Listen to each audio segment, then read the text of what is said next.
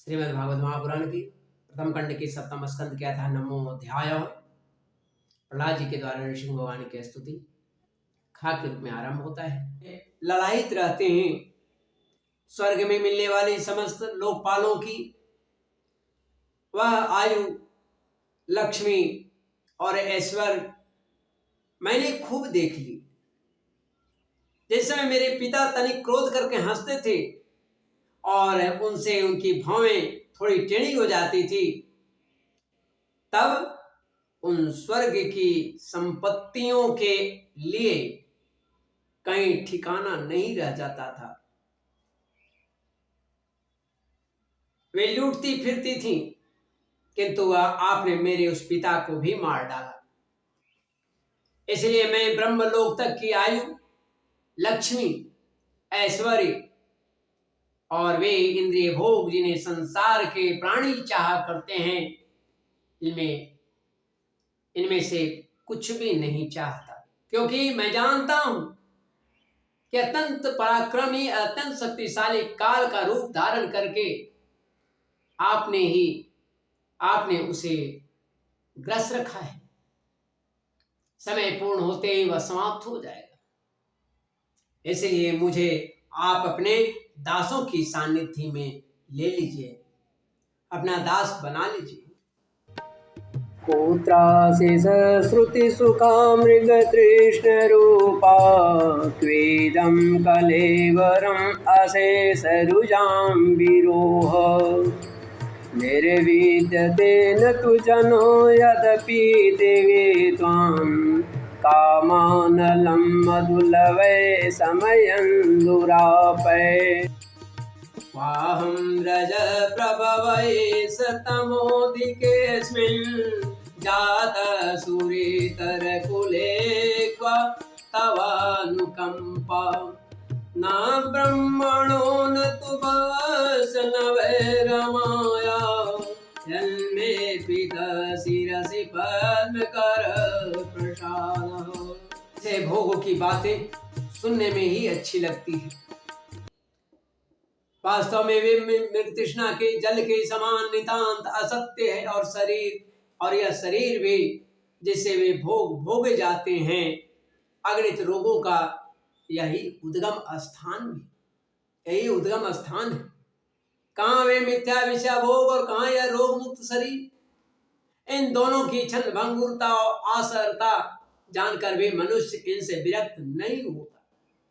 वह कठिनाइयों से प्राप्त होने वाले भोगों के नन्हे नन्हे मधु बिंदुओं से अपनी कामना की आग बुझाने की चेष्टा करते हैं।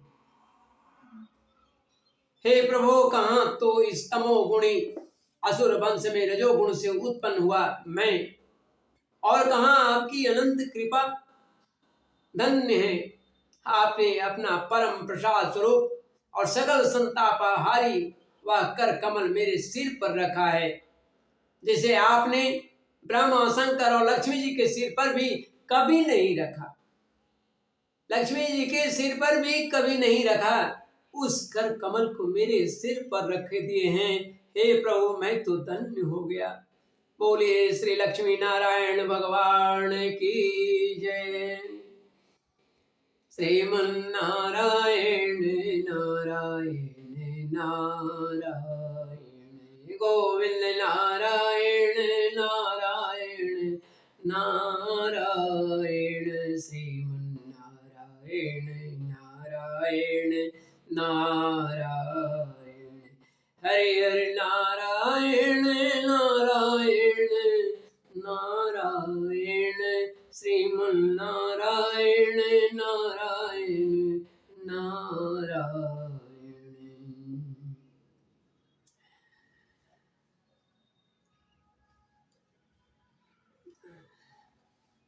भगवान दूसरे संसारी जीवों के समान आप में छोटे बड़े का भेदभाव नहीं है, क्योंकि आप खुद ही सबके आत्मा हैं और सबका अकारण प्रेमी है।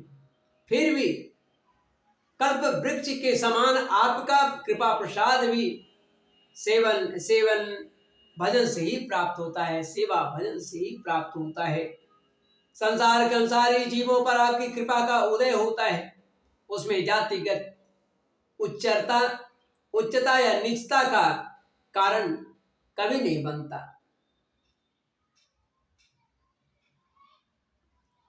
उच्चता नीचता का नहीं होता है, कारण नहीं होता है। हे भगवान, यह संसार एक ऐसा अंधेरा कुआं है, ऐसा अंधेरा गहरा खाई है, जिसमें काल रूप सर्प डसने के लिए सदा तैयार रहता है।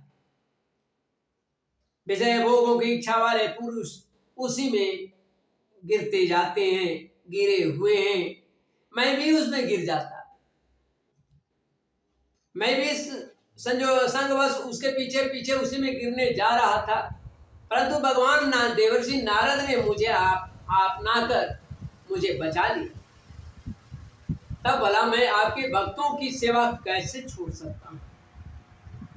हे अनंत, जिस समय मेरे पिता ने अन्याय करने के लिए कमर कसकर हाथों में खड़ग ले लिया और कहने लगा कि यदि मेरे सिवा कोई और ईश्वर है तो तुझे बचा ले, मैं तेरा सिर काटता हूँ, उस समय आपने मेरे प्राणों की रक्षा की और मेरे पिता का वध किया।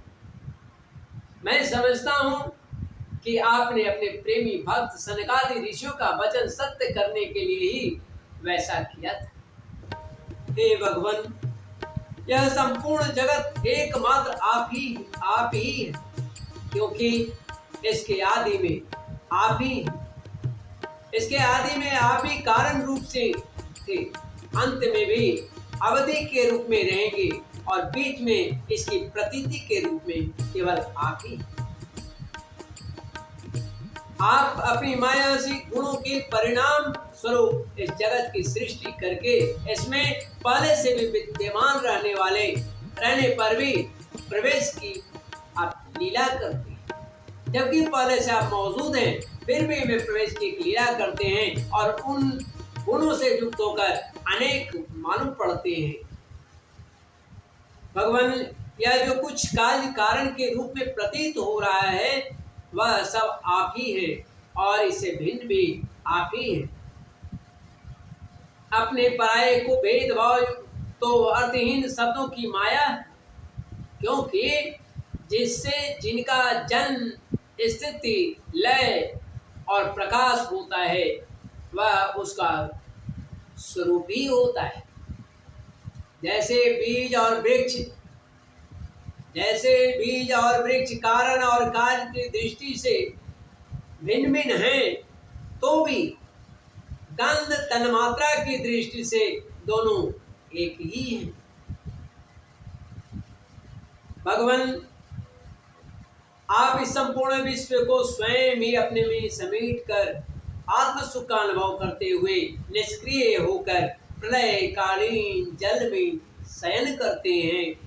उस समय अपने स्वयं सिद्ध योग के द्वारा बाह्य दृष्टि को बंद कर आप अपने स्वरूप के प्रकाश में निद्रा को विलीन कर लेते हैं और तुरीय ब्रह्म पद में स्थित रहते हैं। उस समय आप न तो तमोगुण से ही युक्त होते हैं और न तो विषयों को ही स्वीकार करते हैं। आप अपनी काल शक्ति से प्रकृति के गुणों को प्रेरित करते हैं, इसीलिए यह ब्रह्मांड आपका ही शरीर है। पहले यह आप में ही लीन था। जब प्रलय कालीन जल के भीतर शेष शैया पर शयन करने वाले आपने योग निद्रा की समाधि त्याग दी, तब वट के वृक्ष से विशाल वृक्ष के समान आपकी नाभि से ब्रह्मांड कमल उत्पन्न हुआ और उस पर सूक्ष्मदर्शी ब्रह्मा जी प्रकट हुए। जब उन्हें कमल के सिवा और कुछ भी दिखाई नहीं पड़ा, तब अपने में बीज रूप से व्याप्त आपको वे न जान सके और आपको अपने से बाहर समझकर जल के भीतर घुसकर 100 वर्ष तक ढूंढते रहे कि आखिर मेरा उत्पत्ति कहाँ से हुआ है, ये कमल नाल ये फूल कहाँ से। और 100 वर्ष तक ढूंढते ढूंढते थक गए, लेकिन उन्हें पता तक नहीं चला, वहां उन्हें कुछ नहीं मिला। यह ठीक ही है, क्योंकि अंकुर उग जाने पर, अंकुर उग आने पर उसमें व्याप्त बीज को कोई बाहर अलग कैसे देख सकता है।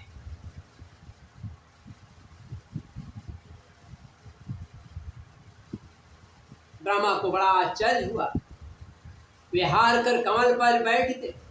बहुत समय बीतने पर तीव्र तपस्या करने से जब उनका हृदय शुद्ध हो गया, तब उन्हें भूत, इंद्रिय और अंतःकरण रूप अपने शरीर में ही ओतप्रोत रूप से स्थित आपके सूक्ष्म रूप का साक्षात्कार हुआ।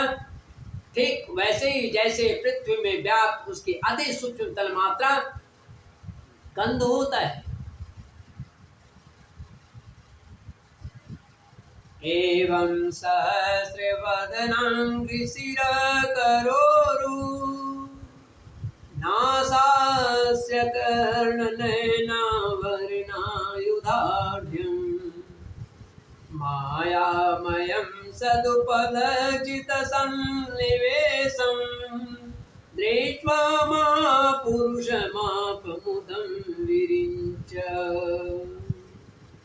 विराट पुरुष सहस्त्रों मुख, चरण, सिर, हाथ, जंघा, नासिका, मुख, कान, नेत्र, आभूषण और आयुधों से संपन्न था।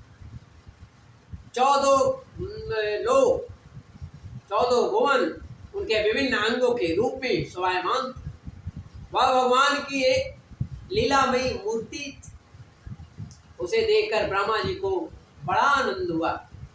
रजोगुण और तमोगुण रूप मधु और कटव नाम के 2 बड़े बलवान दैत्य थे। जब वे वेदों को चुरा कर ले गए, तब आपने हैग्रीव अवतार ग्रहण किया और उन दोनों को मारकर सत्वगुण रूप श्रुतियां ब्रह्मा जी को लौटा दी। वह सत्वगुण ही आपका अत्यंत प्रिय रूप है, प्रिय शरीर है। महात्मा लोग इस प्रकार वर्णन करते हैं, ऐसा कहते हैं, हे पुरुषोत्तम, इस प्रकार आप मनुष्य, पशु, पक्षी, ऋषि, देवता और मत्स्य आदि अवतार लेकर लोगों का पालन तथा विश्व के द्रोहियों का संहार करते हैं। इन अवतारों के द्वारा आप प्रत्येक युग में उसके धर्मों की रक्षा करते हैं। कल युग में आप छिपकर गुप्त रूप से ही रहते हैं, इसलिए आपका नाम एक नाम त्रियुग भी है। बोले श्री राधा रमण बिहारी लाल कृष्ण चंद्र भगवान की जय। कलयुग में जो अवतार है उस अवतार का नाम त्रियुग भी है। हे वैकुंठनाथ, हे वैकुंठपति, नेतन मनस्तव कथा से विकुंठनाथ, संप्रियते दुरित दोषम असाधु तीव्रम, संप्रीतये दुरित दोषम असाधु तीव्रम, कामातुरम हर्ष शोक वैशनाथम, तस्मिन् कथं तव गतिं विमृशामि दीनम्। भगवान, मेरे मन की बड़ी दुर्दशा है। वह पाप वासनाओं से तो कलुषित है ही, स्वयं भी अत्यंत दुष्ट है। वह प्रायः ही कामनाओं के कारण आतुर हो रहता है और हर शोक, भय एवं लोक परलोक, धन, पत्नी, पुत्र आदि की चिंताओं में पड़ जाता है और व्याकुल रहता है। इसे आपकी लीला कथाओं में तो रस ही नहीं रहता। इसको आपकी ये लीला आदि में इसको लगाव रहता ही नहीं, प्रेम होता ही नहीं है, इसको ये रस नहीं मिलता है। इसके मारे मैं दीन हो रहा हूं। ऐसे मन से मैं आपके स्वरूप का चिंतन कैसे करूं? हे अच्युत, या कभी न अगाने वाली जीव मुझे स्वादिष्ट रसों की ओर खींचती रहती है। जनेंद्रिय सुंदर स्त्री की ओर, त्वचा सुकोमल स्पर्श की ओर, पेट भोजन की ओर, कान मधुर संगीत की ओर, नासिका भीनी भीनी सुगंधों की ओर, और ये दोनों जो नेत्र हैं, ये जो चपल चंचल नेत्र जो हैं, चपल नेत्र जो हैं, यह हमें सौंदर्य की ओर बार बार खींचते रहते हैं। इसके सिवा जो कर्मेंद्रियां हैं, कर्मेंद्रियां भी अपने अपने विषयों की ओर हमको ले जाने का पुरजोर कोशिश करती हैं, जबरदस्ती करती हैं, करता है, जोर लगाती रहती है। इससे मेरी रक्षा कीजिए। मेरी तो वह दशा हो रही है जैसे किसी पुरुष की बहुत सी पत्नियां उसे अपने अपने शयन गृह में ले जाने के लिए चारों ओर से घसीट रही है। यह वही स्थिति है। इस प्रकार यह जीव अपने कर्मों के बंधन में पड़कर इस संसार रूप वैतरणी नदी में गिरा हुआ है। जन्म से मृत्यु, मृत्यु से जन्म, और दोनों के द्वारा कर्म भोग करते करते यह भयभीत हो गया है। यह अपना है, यह पराया है। इस प्रकार के भेदभाव से युक्त होकर किसी से मित्रता करता है तो किसी से दुश्मनी कर लेता है, शत्रुता कर लेता है। आप इस मूढ़ जीव जाति की दुर्दशा देकर करुणा से द्रवित हो जाइए। इस भाव नदी से सर्वदा पार रहने वाले भगवान, इस प्राणियों को भी अब पार लगा दीजिए, पार लगा दीजिए। हे जगत गुरु, हे भगवान, को उन्वत्रते गिल गुरु भगवान प्रयास, उत्तारणे से भव संभव लोप हेतु, मूढ़े सुवै मदन, मूढ़े सुवै मदनुग्रहार्थ बंधु, किंतेन ते प्रिय जनाननु सेवताम नो। आप सृष्टि की उत्पत्ति, स्थिति तथा पालन करने वाले हैं। ऐसी अवस्था में इन जीवों को इस भव नदी के पार उतार देने में आपको क्या प्रयास है, क्या कष्ट होगी। तीन जनों के परम हितैषी प्रभु, भूले भटके मूढ़ ही महान पुरुषों के विशेष अनुग्रह पात्र होते, हमें उसकी कोई आवश्यकता नहीं है, क्योंकि हम आपके प्रियजनों की सेवा में लगे रहते हैं। इसलिए पार जाने की हमें कभी चिंता ही नहीं रहती, पार जाने की कभी चिंता नहीं होती। हे परमात्मा, इस भव वैतरणी से पार उतारना दूसरे लोगों के लिए बड़ा ही कठिन है, लेकिन आपके लिए कठिन नहीं। अवश्य कठिन है दूसरों के लिए, परंतु मुझे तो इसे तनिक भी भय नहीं है, क्योंकि मेरा चित्त इस वैतरणी में नहीं, आपकी चरणों में है। मेरा चित्त इस वैतरणी में नहीं, आपकी उन लीलाओं में है। लीलाओं के गान में मग्न रहता है, जो स्वर्गीय अमृत को भी तिरस्कृत करने वाले परमामृत स्वरूप है। मैं उस मूढ़ प्राणियों के लिए शोक कर रहा हूँ, जो आपके गुणगान से विमुख रहकर इंद्रियों के विषयों को माया में झूठा सुख प्राप्त करने के लिए अपने सिर पर सारे संसार का भार ढोते चल रहे हैं।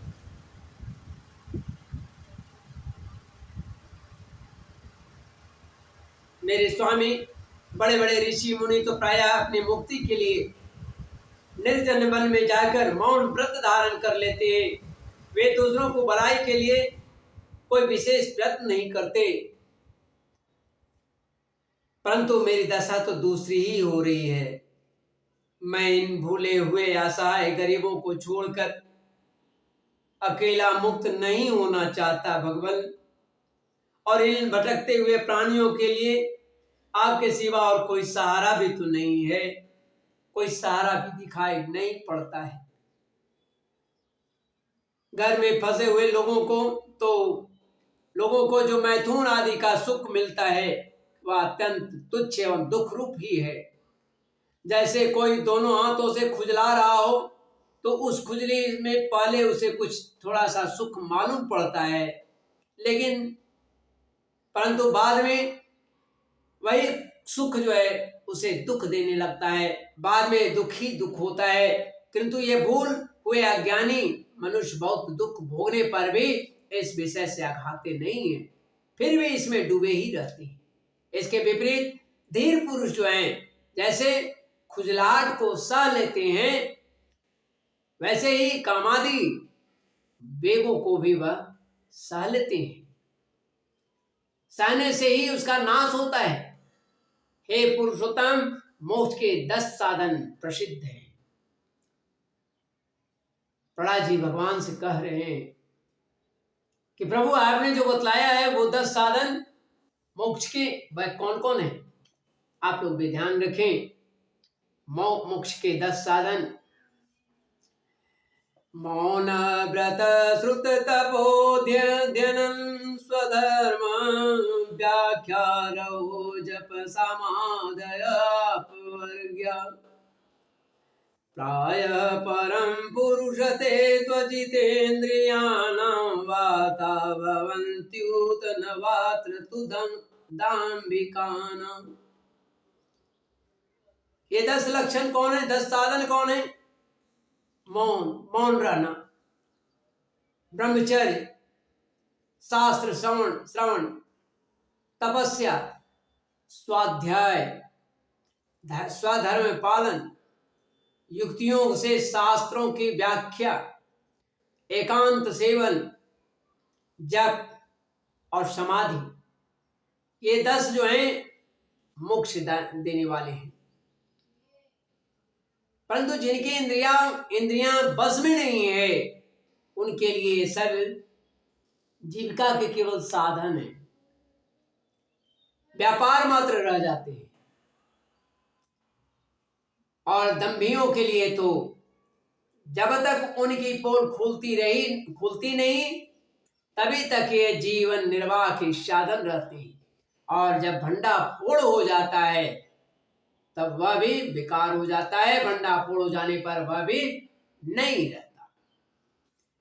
वेदों ने बीज और अंकुर के समान आपके 2 रूप बताए हैं, एक तो कार्य और दूसरा कारण। ये 2 रूप है। वास्तव में आप प्राकृत रूप से रहित हैं, परंतु इन कार्य और कारणों रूप को छोड़कर आपके ज्ञान का कोई साधन नहीं है।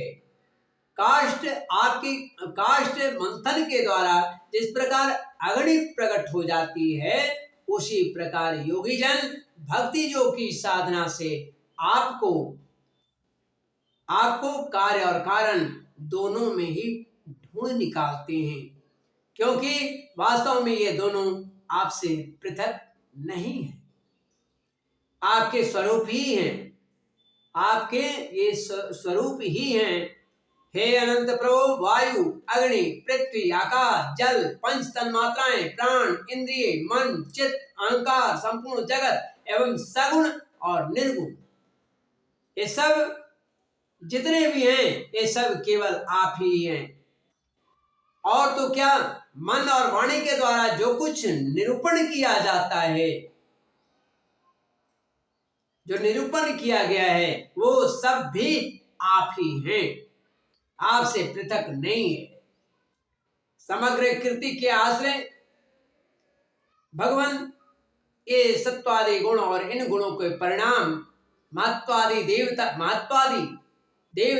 मनुष्य एवं मन आदि कोई भी आपका स्वरूप जानने में समर्थ नहीं है, क्योंकि ये सब आदि और अंत वाले हैं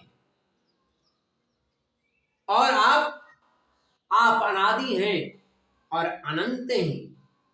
वो ये सभी जो है मनुष्य आदि अंत वाले हैं, लेकिन प्रभु अनंत वाले हैं।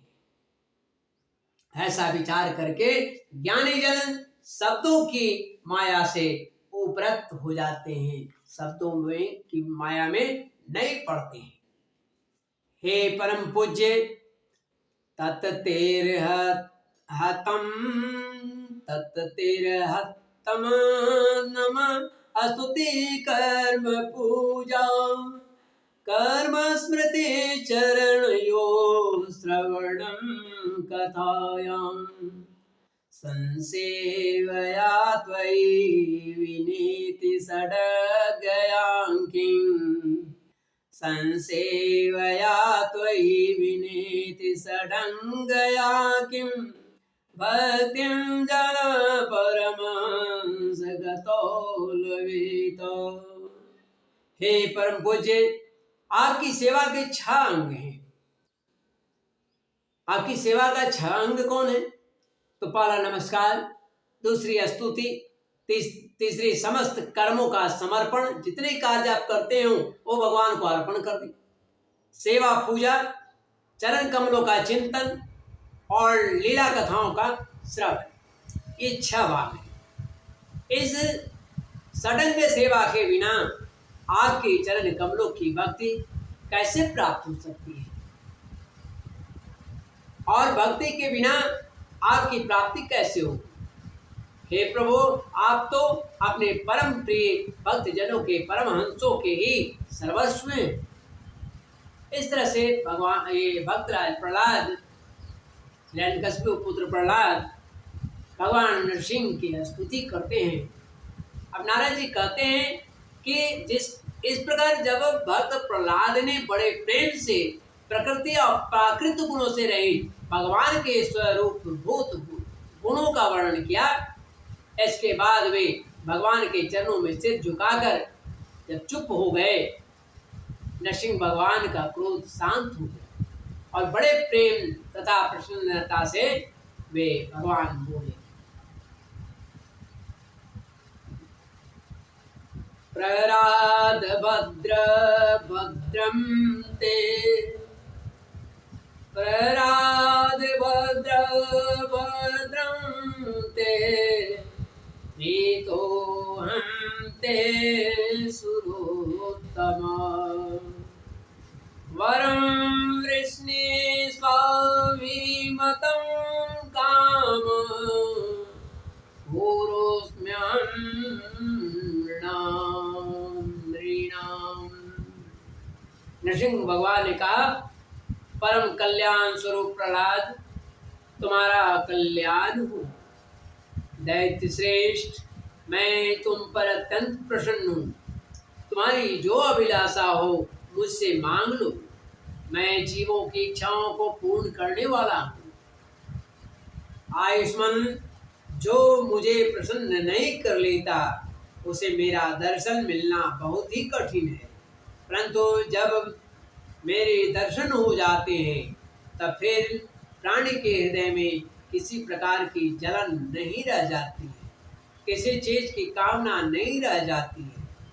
मैं समस्त मनोरथों को पूर्ण करने वाला हूँ, इसलिए सभी कल्याणकामी परम भाग्यवान साधुजन जितेंद्रिय होकर अपने समस्त वृत्तियों से मुझे प्रसन्न करने का ही यत्न करते हैं।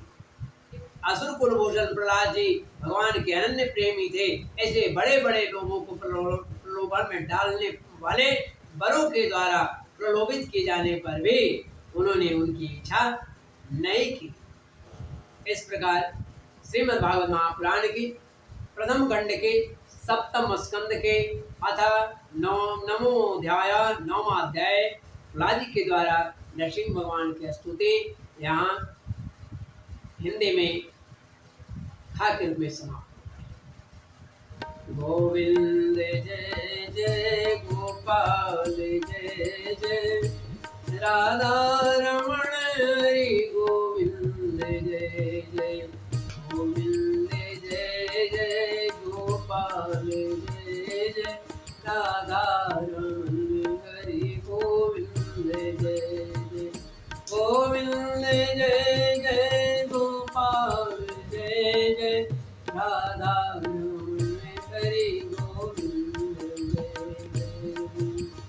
यह नाम बनाया प्रथम पूज गणपति जी के पल में लाखों का बेड़ा पार किया माँ, पहुँचाया प्रभु के धाम। सीताराम सीताराम सीताराम जय सीताराम। राधे श्याम राधे श्याम राधे श्याम जय राधे श्याम।